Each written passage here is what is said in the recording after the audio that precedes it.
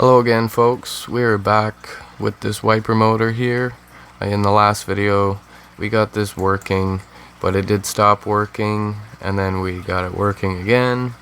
So the problem isn't entirely fixed. I wouldn't want to go put this back on a car and then have it stop working soon after. So we're gonna get into the root cause, which I'm pretty positive is the ground connection, and I'll explain why in a minute here. But I'll show you now. It is still working. Mind you, it's just been sitting on a shelf since the last video. So, going to get into trying to repair this ground. Now, let me just take this plate off and I'll explain why I'm pretty positive it's the ground.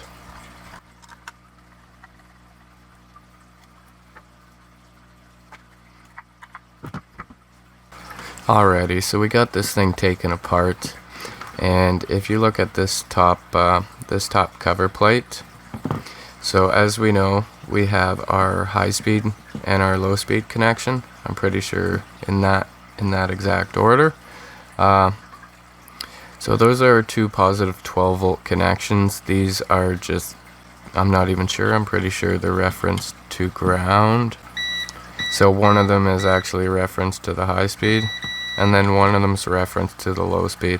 I'm not entirely sure why. I'm wondering if this is just one of those situations where they manufacture the same cover plate for two different style wiper motors. That very well could be what that is. Anyways, not a clue. But as you can see, there's no ground pin that directly connects to this side. So if we look on the ground is, well, it's grounded to the chassis. So the way the ground connection gets from this top cover plate to this, to the actual housing, is through the screws themselves. Now, I don't necessarily think the problem is going to be in here. Let me shut this off of beep mode and go into actual resistance so we can compare between two of these holes. If I press tight, let it settle, because you got to consider that screw is going to be under quite a bit of pressure, quite a bit of torque. So we're down to 0.1 ohm. Let's compare these two. 0.1 ohm. And then another thing we can do, we'll just quickly put this back on. Now I'm not going to go ahead and put all of these screws in. I could. That would get the most accurate test. Actually, let's just do that. Now I am not going to clean anything before we do this either. We're going to kind of have it in the last known state it was. Mind you, having these screws in and out a few times would have also freshened up the surface, if you know what I mean, and probably reduced the resistance on these connections as well. Alright, so every screw is back in there. So we are going to now check from the ground pin to the chassis itself. I will even dig the probe into the chassis a bit. We're at about 0.2, 0.1. So that's pretty good. Now if I just touch the leads together to see the resistance of the leads, you're going to see that they're going to be about 0.1 ohms. So that tells me we have basically zero, if not zero, resistance from the ground pin to the chassis. So that is a good thing. And that tells me that our ground issue is not from the pin to the chassis through these screws. Now that's what I figured, and the only reason I figured that is because after I was done tinkering with this in the last video and messing around with it, I went and looked at other videos on wiper motors in general, and I come to find out that most wiper motors are made pretty much the same. I was surprised to see the way the motor was assembled in there. and that is actually very common with wiper motors, so that was interesting to learn. So in one of the videos I seen, the guy was actually repairing a bad ground connection, and in his case it was inside here, and the reason being is what they do is, now that it's grounded from this pin to the chassis, they have to go from the chassis to a connection for the motor, and when doing that they use a post. Now I'm not sure if the post is copper or brass, but I am positive it's not an aluminum post. So you have two dissimilar metals making contact for the ground connection in here, which I will show you in a minute. Let's just get to that now so I can explain it a little bit better.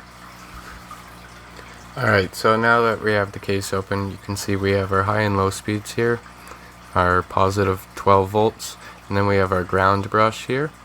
Now in the video I seen, he was repairing where this pin goes into the chassis because it was corroded at that point. So that is exactly what I come to suspect after watching that video, is it made the most sense. Like we went over in the last video, when it stopped working there was no connection, or sorry, yes, when it stopped working neither the high speed or the low speed worked, which to me indicated for sure that it was a ground connection problem, because if it there's no way it would be both of these at the same time because they are individual connections. So if one of these were the culprit, I would expect the other one to work. Whether that's the high or low speed that stopped working, I would expect the opposite speed to continue to work, because they are two separate paths entirely. So there's really no way where they would both stop working at the same time. So if we look here and put it in resistance mode, we'll go into one of these screw holes here and directly onto the brush, the ground brush. I will press. It's fluctuating 2 ohms, 3 ohms, 0.2, 1, 2, 5, 10. I'm trying to maintain the same pressure on the graphite brush while just changing the movement of the actual wire, so we can try and see the resistance changes when I'm pulling on that pin or moving it.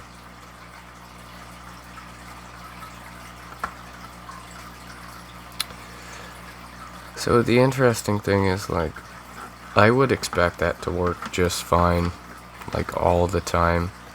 It's not like this connection is loose. Right at the pin we got 0.2, and it'll probably drop 0.1, so yeah, basically a dead short there between those connections there, which is what we want.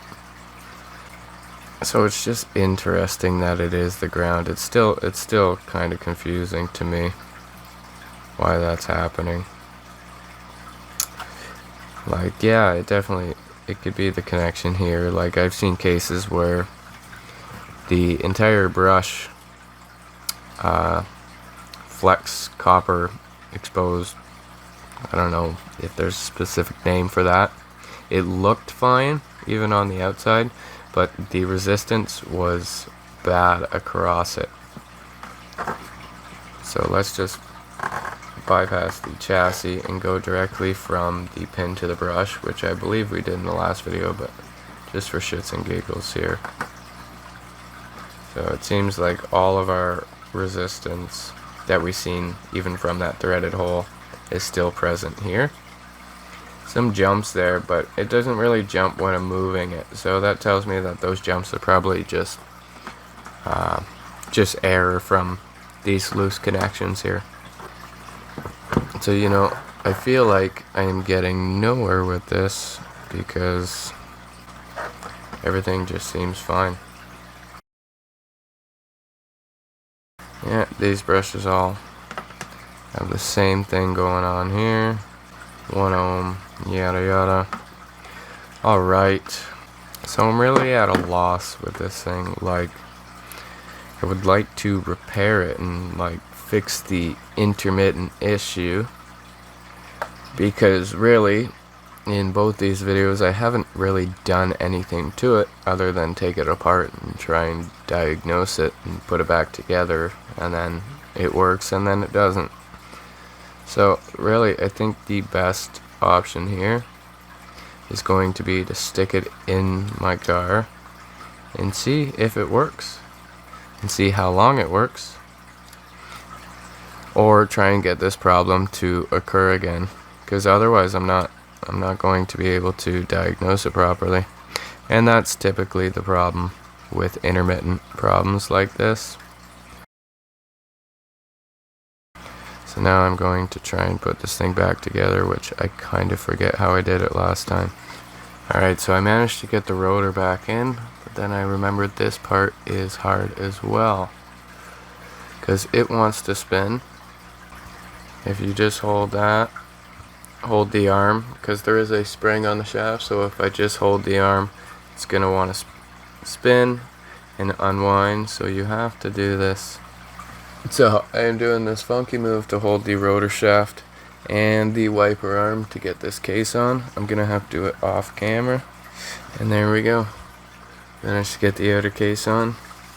Everything is connected. We can put these back in here, get it on a car, and test it.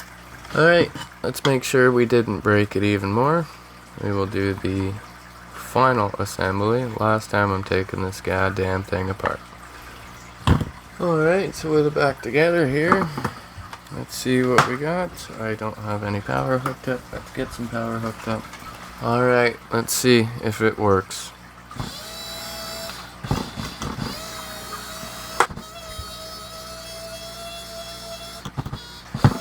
Alright, so it works just fine. Alright, so it's been running just fine for quite a few minutes here. So honestly, we're just gonna call this fixed. I have no clue what in the hell I did, but it hasn't stopped working since the last video. I have tapped it with a hammer at all different spots. I've tapped the back of this. I cannot get it to stop working again. I don't really like to call it fixed, considering I didn't really do anything. I took it apart, moved some grease around in there, and I mean, that was nothing to do with it.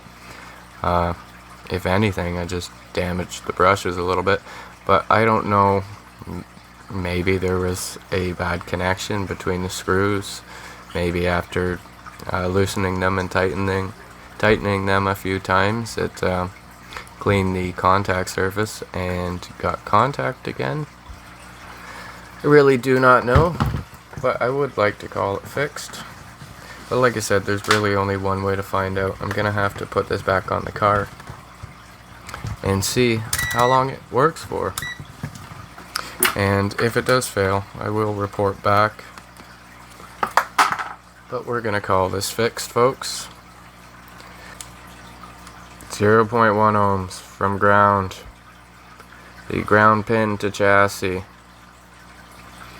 Now, that's not to the actual brush in there, but the connection seemed fine. So, like I said, we're gonna call it fixed. I'm gonna put this on the car, back on the car. I'm gonna be leaving this video unlisted and just linking it from the original part 1, just because I really didn't do anything different in this video. We took it apart once again, checked the ground connection, it seemed fine. But yeah, because I didn't actually fix anything, I don't want to post this as a public video. It did not work out the way I planned. I was hoping to find something conclusive and actually do a conclusive fix. That way we know for a fact, A, this is fixed. The original problem anyways. And until anything else pops up, this is fixed. Thanks for watching, guys. Have a great day.